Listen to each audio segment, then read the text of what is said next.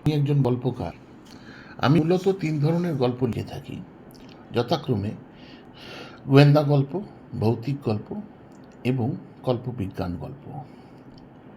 বর্তমানে আমি গোয়েন্দা গল্প লেখায় মনোনিবেশ করেছি, কারণ আমি শুনেছি গোয়েন্দা গল্পের বাজারটা তুলনামূলকভাবে ভালো যাচ্ছে। আমার ২টি গোয়েন্দা গল্প সমগ্র রয়েছে, একটি কিশোরদের জন্য, অপরটি শিশুদের জন্য। কিশোরদের হলো কাকু ও অভির গোয়েন্দাগিরি এবং শিশুদের জন্য পল্টন গোয়েন্দা ও বাঘিনী অ্যাসিস্ট্যান্ট। কাকু ও অভির গোয়েন্দাগিরি মূলত প্রথিতযশা সাহিত্যিক শ্রী শ্রদ্ধেয় সুনীল গঙ্গোপাধ্যায়ের গোয়েন্দা সমগ্র কাকাবাবু ও সন্তু থেকে অনুপ্রেরিত। কিন্তু কাকাবাবু ও সন্তুর সমগ্রের গল্পের সংখ্যা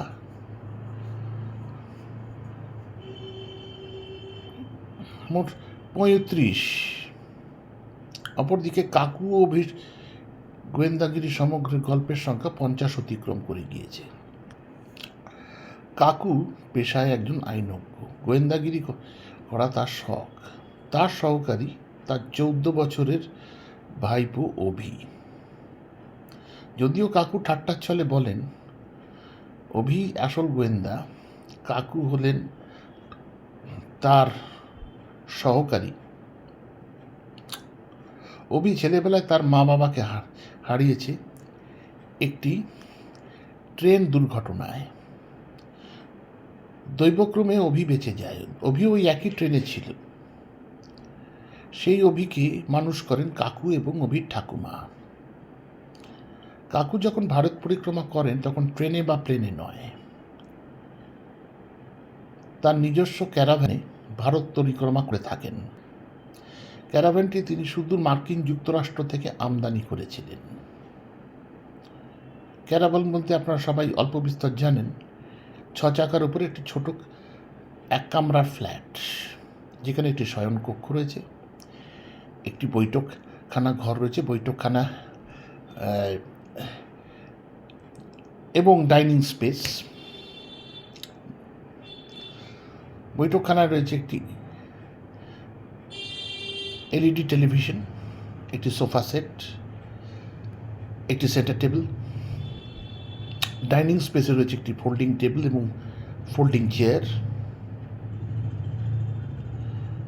একটি রন্ধনশালায় রয়েছে ৫৫ লিটারের একটি রেফ্রিজারেটর, একটি কুকটপ এবং একটি বাসন রাখার ক্যাবিনেট। এছাড়া রয়েছে একটি শৌচালয়, অর্থাৎ বায়ো টয়লেট। এই হলো একটি ক্যারাভ্যানের সার্বিক চিত্র। কাকু যখন বহির্রাজ্যে যান তখন হোটেল বা গেস্ট হাউসে ওঠেন না, থাকেন নিজস্ব ক্যারাভ্যানে। তার ২ সহযোগী আছে,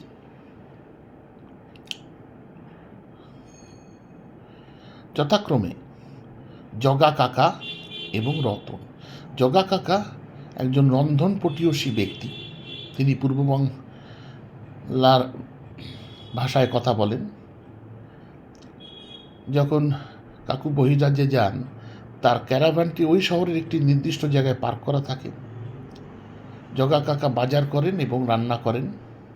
ক্যারাভ্যানে ৪ জন, অর্থাৎ কাকু, অভি, জগা কাকা এবং রতন মিলে রান্নাবান্না করে, ক্যারাভ্যানই থাকে। রতন হলো সহকারী চালক। ক্যারাভ্যানটা চালনা করেন রতন এবং কাকু পর্যায়ক্রমে। কাকু যখন বহির্রাজ্য বা বহির্বিশ্ব থেকে ডাক পান, উনি সেইখানে গিয়ে তদন্ত করে রহস্যের সমাধান করে আবার নিজ ভূমি অর্থাৎ কলকাতায় ফিরে আসেন। আর দ্বিতীয়টি হলো শিশুদের গল্প সমগ্র পল্টন গোয়েন্দা ও বাঘিনী অ্যাসিস্ট্যান্ট। পল্টন একটি ছোট ছেলে, ৪র্থ শ্রেণীর ছাত্র, কিন্তু ক্ষুরধার বুদ্ধির কারণে শৈশবে সে এক দুধে গোয়েন্দা হয়ে উঠেছে। পল্টনের মা তার সহকারী। পল্টনের মা বাঘিনী সেজে, অর্থাৎ মুখে একটা 10 ইঞ্চির বাঘের মুখোশ পরে ছেলেকে তদন্তে সাহায্য করেন। যেরকম বাঘের মুখোশ আমরা মেলায় বিক্রিত হতে দেখি, বা ফেরিওয়ালারা যখন খেলনা বিক্রি করেন তার সঙ্গে যে মুখোশগুলোকে বিক্রি করেন, ঠিক একই ধরনের ল্যাটেক্সের তৈরি বাঘের মুখোশ।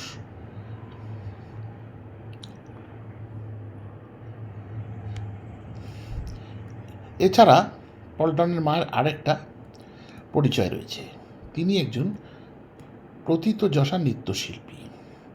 তিনি বিশ্বভারতীর অর্থাৎ শান্তিনিকেতনের বিশ্ববিদ্যালয় থেকে রাবীন্দ্রিক নৃত্যে মাস্টার্স অর্থাৎ স্নাতকোত্তর করেছেন। তার একটা নিজস্ব নাচের স্কুল আছে এবং বিভিন্ন নাচের অনুষ্ঠান করে থাকেন। পল্টনের বাবা হচ্ছে পল্টনের অগ্রদূত। পল্টনের বাবা একজন পেশায় সরকারি ইঞ্জিনিয়ার। তিনি পল্টনকে বিভিন্ন তদন্তে পরামর্শ দিয়ে থাকেন। এই হলো আমার দুটি গল্প সমগ্র, যথাক্রমে কিশোরদের জন্য কাকু ও বীর গোয়েন্দাগিরি এবং শিশুদের জন্য পল্টন গোয়েন্দা ও বাঘিনী অ্যাসিস্ট্যান্ট।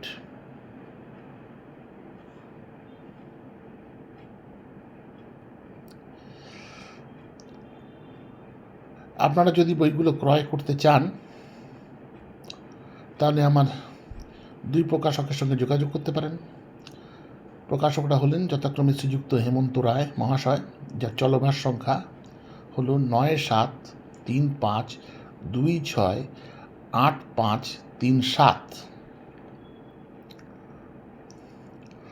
আমি আবার রিপিট করছি, 9735268537। এবার ইংলিশতে বলছি, 9735268537। আবার বলছি, 9735268537। অপরজন হলেন শ্রীযুক্ত ইন্দ্রজিৎ বন্দ্যোপাধ্যায়। ওনার চলভাস সংখ্যা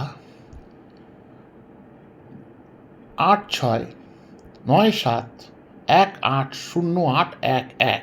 আবার বলছি, 8697180811। এবার ইংলিশে বলছি, 8697180811, 8697180811। আচ্ছা, আমার প্রত্যেকটা গোয়েন্দা গল্পের প্রেক্ষাপট বহির্রাজ্য বা বহির্বিশ্ব। কারণ কলকাতা যদি প্রেক্ষাপট হয় তাহলে গোয়েন্দা গল্পে অ্যাডভেঞ্চার ঠিক জমে না, এবং কিশোর ও শিশুদের যে গোয়েন্দা গল্প, সেই গোয়েন্দা গল্পে অ্যাডভেঞ্চার বাধ্যতামূলক।